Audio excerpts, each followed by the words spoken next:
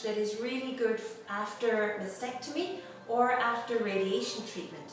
This stretch is using a physiotherapy half roll. Begin by lying on your back on a physiotherapy half roll on the convex or arched side with your knees bent up. Slide your arms up to the side with your palms facing upwards until you feel a stretch in front of your shoulders and in front of the chest area.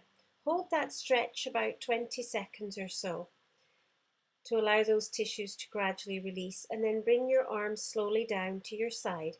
Make sure that any stretch is not painful. It shouldn't push into a painful range. So my name is Susan DeSlip and I'm a physiotherapist at Go Physiotherapy Sports and Wellness Centre in Vancouver. For more information, go to our website at gophysiotherapy.ca.